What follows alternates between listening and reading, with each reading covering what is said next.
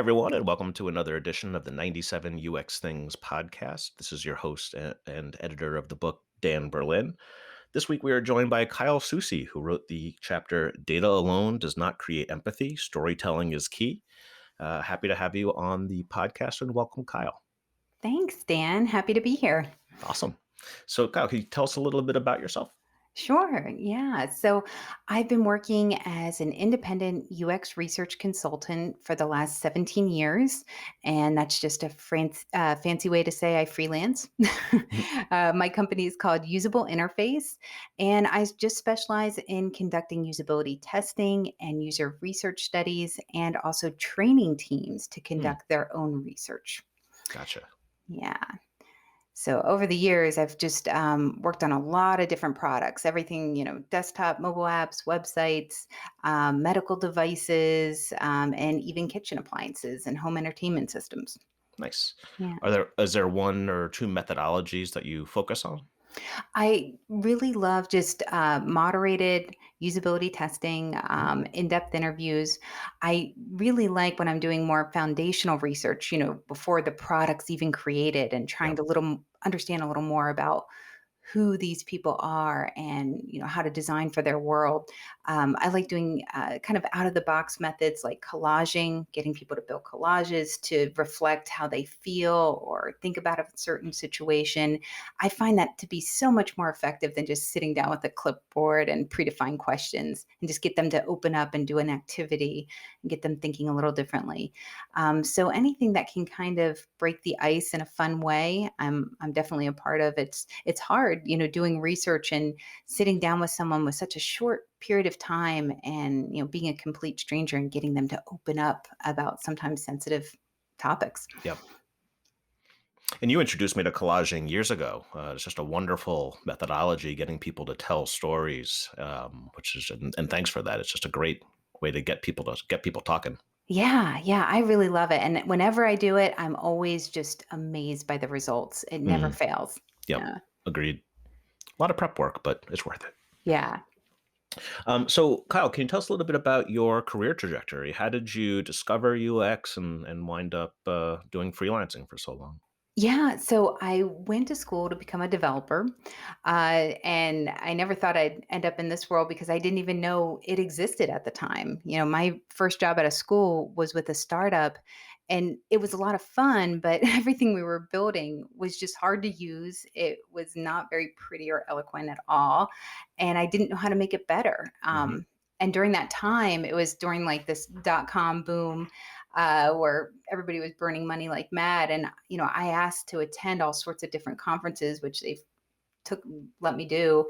And I ended up at a conference called Internet World in New York City, and I'll never forget it. That was the first time I ever heard the term usability and Hmm. information architecture. And I was completely hooked. I was like, Yep. this is what we're not doing. This makes perfect sense. And in school, I always switched majors back and forth between psychology and computer science, and it just seemed like the perfect mix of two worlds where and I loved both. I'm like, this is it. So when the dot-com bubble burst and everybody lost their job, I'm like, this is going to be my next job, this usability thing that I didn't even know what it was. And I ended up getting a job as a web architect, doing front end coding instead of back end. And I eventually just turned that job into the job I wanted. I educated them on Yep. usability, a wireframe process, testing, and ended up doing those things. And from that point on, that was it. From I guess it was 2000 on, I was in the industry. And at that point, nobody was in the industry. It was like amazing if you could find someone else doing what you do. You were usually the one and only person in a Yep. company doing it. Yep. Yeah. So, but very quickly working internally just got I don't know. I wanted to do contracting or consulting and having a lot of variety of different things to work on. That's what I really love. And I got very active in the local community. And that was really important, I think, to me getting into consulting. I've always been a big fan of getting people involved in the UX community. And when I was living back. So I'm originally from Philadelphia. Mm, I moved up to New Hampshire, where I'm at now, in 2006. And when I lived in Philly, I was, the chair of Philly Chi. When I moved up to New Hampshire, I helped start the New Hampshire chapter of the UXPA. And ever since then, I've been a board member. So to me, it's just important to be active in the community. In the community, it's a good way to find work, but it's also a good way to help other people. mhm. I'm also a mentoring director for the IA conference, which involves running their career center and helping people get into the industry. So it's a great thing. I think it's important to give back to the community, and because it is new, it's not an industry that's been around for that long. It's not like 50 years, that we need each other to grow it and to learn from one another. Yep. To find best practices, to do to learn how to best advocate for our field and the corporate sphere. We learn a lot from each other, and that's Absolutely. one of the best things about the community is how open the community can be, and with conferences and books. Hey, Yeah. you mentioned Internet World. Yeah, I remember Internet World from back in the day. Do you remember what caught your eye about usability during that? Well, it was, I remember the presenter, and I wish I could remember her name at the time. I haven't heard or seen anything from her in ages, Mhm. but she was doing a card sorting exercise, I see. and it blew my mind. I was like, "Wow, people think about, categorizing information in different ways, and they have different mental models." And it made complete sense, especially the exercise she took us through. And then she showed it, what a usability test looks like. And I'm like, yes, this is exactly what I know my higher ups at the company needed to hear, because they weren't Mhm. listening to me. They needed to hear the end users saying what I'm saying, that this needed to be improved, and that would carry much more weight. So that just spoke to me, that it seems so simple and so obvious, but it just wasn't happening. Yeah, great. Thanks for that. Um, Mhm. so moving on to your chapter, tell us a little bit about your chapter. Data alone does not create empathy. Storytelling is key. Yeah, so my chapter is all about the importance of presenting research findings. And when I say that, I mean not just writing a report, but actually getting up in front of people and sharing the user story Mm, in a compelling way. And I wanted to write about this because I know that when I first started as a UX researcher, I was just laser focused on learning how to moderate the perfect interview. I thought that that was everything. That, if you're going to do this job right, you better be able to do a kick ass interview. yep. And I didn't really give much thought to presenting. And I didn't realize it was so important. I didn't realize that moderating is really only half of our job. Mhm. And it doesn't matter if you have this great research finding if nobody's really acting upon it and really understanding the importance of it. And what I know now is that really the best researchers are not just great interviewers, they're also amazing presenters and storytellers. And prior to getting into this profession, I really didn't know how much public speaking was involved. And honestly, if I did, I probably would have ran away Right. Right. because at that time, early 2000, I would never willingly get up in front of anyone. And I'm not just talking about speaking at a conference, but just, running kickoff meetings, running debriefs with observers, or conducting data analysis workshops, or presenting findings. That just sounded like death to me. I would have a shaky, quivery voice, red ears, the whole 9 yards. Yep. And it took a long time for not only for me to get better and more and comfortable doing it, but actually wanting to present and actually putting myself out there at Yep. conferences and wanting to teach. And it's amazing. I try to tell people that if you're nervous, totally get it. But if I can do it, I've come a long way. Even my mom will say, like, I can't believe what you do now. I'm like, I know, me neither, because it was just such a rocky start. I didn't But even know that. You're such an oh amazing yeah. presenter, and and to watch you present, it's so natural. That's fascinating. Oh, thanks for that. But yeah, I can tell you I'm kind of cringing right now because it's all an act. I will tell you, like I have Sure. to mentally prep for it. I have to be really prepared. And that's my number one advice to anyone. I don't care if Mm, it's just a business meeting or a conference presentation. Know your stuff forwards and backwards because that's going to give you the confidence that you need totally. to just talk. And I feel like it's really important to advise those that are coming into this industry, especially UX research, that the importance of presenting the findings, and you can't just hand over a report and expect that to do the work for you. Yep. I used to actually do that where I'd hand in my report and hope and pray nobody would like not ask me questions about it, but ask me to present to an audience on it. And now I fight for that. I tell people that Yep. if anything, avoid that report. Nobody's going to read it anyway. Get get that 1 hour presentation of the key findings. Get in front of them. Let them know what the aha moments were that they had to hear about, what they paid to hear about. So that was really, if I could think of one thing that would be key advice. I remember when you were asking about getting people to contribute to the book, like what would be the key advice you would give someone. That was it, and I'm Yep. like, I need to write about this. To me, being a good storyteller or presenter in general, it's all about having that connection Mm, with your audience and conveying emotion.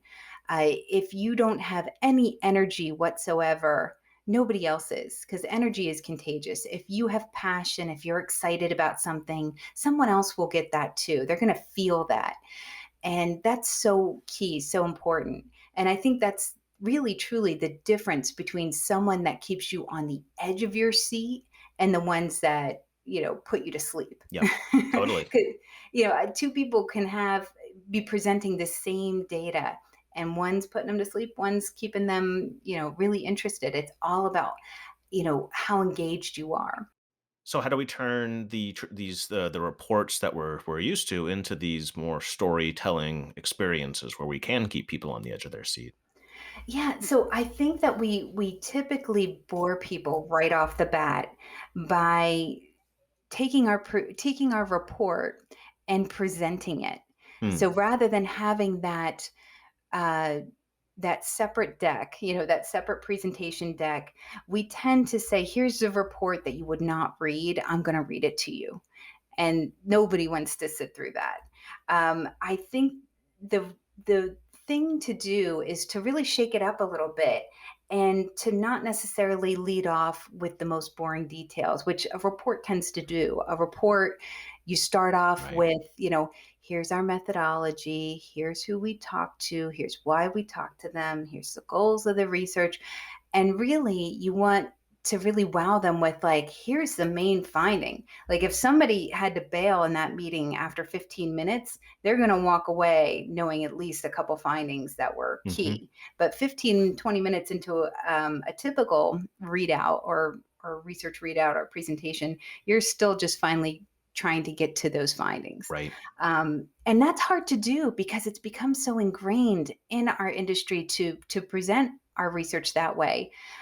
Mike Montero has a great word for this. I think he calls it proactive defensiveness when we present, all the methodology up front, Yep. and not just get to the meat of it. And I think that is, uh, it's That's great. interesting. Yeah. Yeah.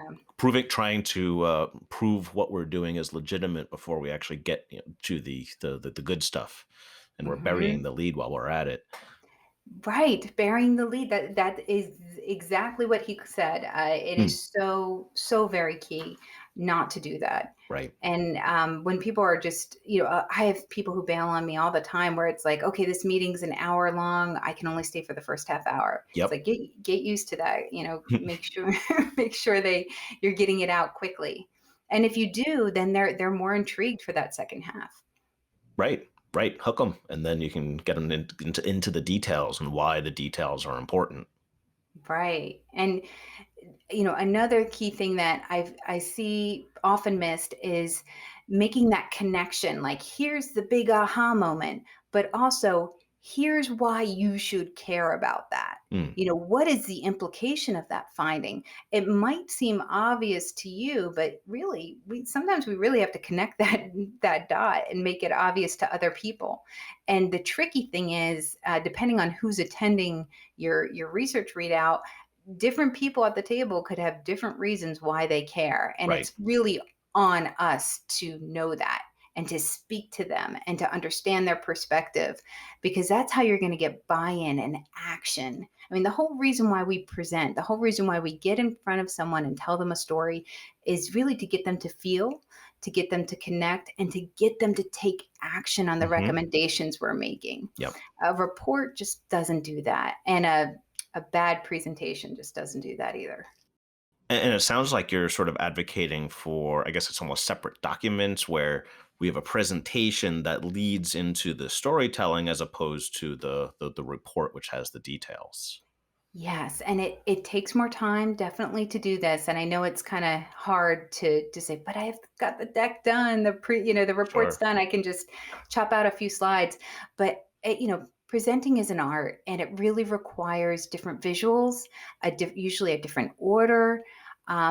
Sometimes you really have to pull things out in a way. Usually, my presentation decks are twice as long as my report decks, but they're filled with much less content, which is funny, but I like to just have very minimal words on the deck, but I'm just flipping through them quickly. Yep. Not too quickly, but it's much more impactful when you can really zero in on, whether it's a key quote or a finding, and instead of having it lost in paragraphs of content on a slide. So I feel like they have a totally different look and feel. So they're two different deliverables, a report and a presentation.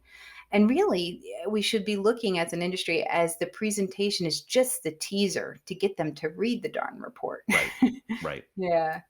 Because an hour presenting the key findings, you're never going to be able to present everything. Yep. And if you do, it's usually too quick. And going back to almost what we were talking about earlier, there's this timeline of storytelling where we are trying to get stories from our participants and to learn from them, and then it's up to us to pull out the insights from those and tell their story, tell our users stories to the stakeholders. Yes, yes, and telling their story. I mean, that that is so key. I feel like we have such a privilege being able to go into people's homes, Hmm. to go, into their work, wherever it may be, even remotely, but taking the time to talk to them and them giving us their time, that the least we can do is make sure to really share their story in a compelling way, gets people to act and gets people to really listen and to hear their story, which is really important. It's key to getting an understanding as to what works for them, how we should design for them. Hmm. How about for folks who aren't used to that presentation style and storytelling in front of an audience? Any tips for those folks? Yeah, it wasn't, like I said before, it was not natural for me at all.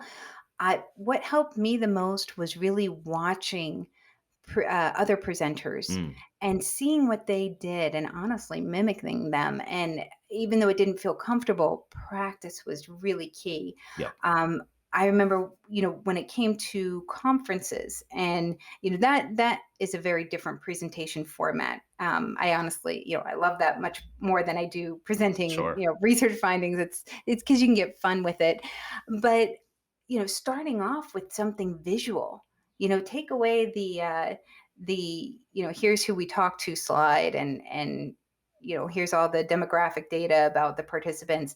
Instead, just boom, if you want to learn any, or if you want to know anything about the study, this is the key thing. Yep. And start with that. That in and of itself will change everything. It'll change how you tell the story. And if you could start by just doing something different, that would be one thing I would try. You can have an appendix. You can say, hey, Yep. if you have time, read the report. There's so much more data about, you want to know who we talk to. And usually the people who want to know that, they're looking to poke holes in your research. If you're doing your job correctly, everything should be sound. There should be no holes to have to worry about. But if somebody wants to try and figure out, can we really trust these findings? They can have that data later. Yep. That presentation is not the time and place to defend it. That's wonderful. Wonderful. Any other thoughts on this topic on your chapter before we move on to the tip for our listeners? Let's see here. Any other things? There was something. So Mike Montero, he did a workshop on presenting work, which, like I mentioned before, very different from presenting at a conference. Yep. Just presenting our work, and it was for designers, researchers, anyone. And I just took it recently, just a few months ago, and I thought it was really wonderful. And I would highly suggest anybody to check it out. But he said something that was so important. I do have a tendency to talk fast, Hmm. and to try to cram a lot in because I'm usually excited about it and I want them to get Yep. excited. And he said, you can never, ever, ever present too slowly. The Oh, less you say and the slower you say it, the more confident you sound. And I was like, "Oh my gosh, I need that tattooed, like, on my huh. arm." And it's so true, and it's probably the most common advice that you get for public speaking, but it was really profound, and I would say I would echo that completely. I'm not the best example of it at times. Yep. I try my hardest, but I'm always learning, and I will always sit in on any public, speaking workshops, tips, books, articles on that. It's something I can always improve on, and I think we should all really work on that because it is so key to what we do. So tell your stories, but tell them slowly. Yeah. Nice. Great. This has been a wonderful conversation. Thanks for digging into your chapter with us. How about a tip for folks either breaking into UX or continuing with their UX career? What tip do you have for everyone? I would say, it's this sounds horrible, but I would say it's a hustle. Hmm. Hustle your butt off. If you're trying to get into the industry, don't get discouraged if you're not landing your dream job or have, any job offer in UX after just a few months of looking. Yep. I see it so often, and I mentor a lot of folks. And I don't want to burst anyone's bubble, but it can sometimes take 1 to 2 years. And I will tell you that that is completely our fault as an industry. Hmm. I think the hiring process for the UX industry is totally broken. Totally. It's just a hot mess. But it is, a hot industry, and everyone is looking for someone experienced already. Yep. So you get through that, you know, that frustrating time period where it's like, I went through the program. Whether it's a degree program or whether it's General Assembly or whatever it may be, I see it from both ends. You really just have to make connections to Hmm. get that first job. It's all about who you know. Get out there, network, go to your chapter meetings, and really live and breathe this stuff. Follow people on Twitter, get involved in the conversations, read everything you can on it, and just become active. Offer your services for free to get experience. One of the people I'm mentoring now, he will often just note take while I am conducting research. And that gives him a great way to shadow me. He can learn my interview Hmm. tips and techniques. He can learn from my pitfalls and the things that Yep. I do wrong. And he's also learning note taking skills. He's participating in debriefs. It's a great way to jump into the industry and get some experience, whether you're getting paid or not. I believe you should, but you can offer it up for free just as a way to break in. Yep. And don't feel like that's a bad thing, because what that gives you, not only just the experience, is when you're in an interview situation, you can actually talk from the heart authentically about what you learned there and how you contributed. And when people are like, have you ever been in this kind of situation, you can actually say, yes, I Yep. have, and this is how I responded to that. And that's what you need. You really need that experience. Yep. Well, it's always talking about results that you've achieved and how you achieve those in those interviews. It's always best. And what you just said, really sets you up for that. Yeah, Yeah. definitely. And something I want to echo is the always be networking point is that, that all jobs are getting gotten through networking these days. And then when there are lots of outlets to do so, whether it's UXPA chapter meetings or meetups or Kai, if that's in your area, or whatever the local UX organization in your area is. Get out there and be a part of it. Yes, there's no shortage of UX groups, that's for sure. Yep. And now everything's virtual. It's just there's just no excuse not to get involved. It's true. And Yeah. and I hadn't thought about our broken UX hiring world in a while, but I want to echo that as well, because I have seen a lot of frustrated people who have a desired trajectory in mind, but because the process is so broken and a lot of companies don't know how to hire UXers, or they create job descriptions that are bananas, and Mhm. um, there's a mismatch there. It does make it frustrating. So hanging in there and finding the right thing does take time, and just hang in there. Yes. Yeah, and hustle. You hustle. And it's worth the time, because once you do find your spot, you're good to go. That's what I keep telling them. I said, "Once you get that first job, you're golden. Hmm. You're golden. Just Yep. hang in there. It'll happen." Yep. Great. Well, Kyle, this has been a wonderful conversation. Thank you so much for joining me today. Yeah, thanks for having me. I loved it. Excellent. And thanks for listening, everyone, and hope you enjoyed this episode. You've been listening to the 97 UX Things podcast, a companion to the book 97 Things Every UX Practitioner Should Know, published by O'Reilly and available at your local bookshop. All book royalties go to UX nonprofits, as will any funds raised by this podcast. The theme music is Moisturize the Situation by Consider the Source. Joshua Berlin is the podcast transcript editor, and I'm your host and book editor, Dan Berlin. Please remember to find the needs in your community and fill them with your best work. Thanks for listening.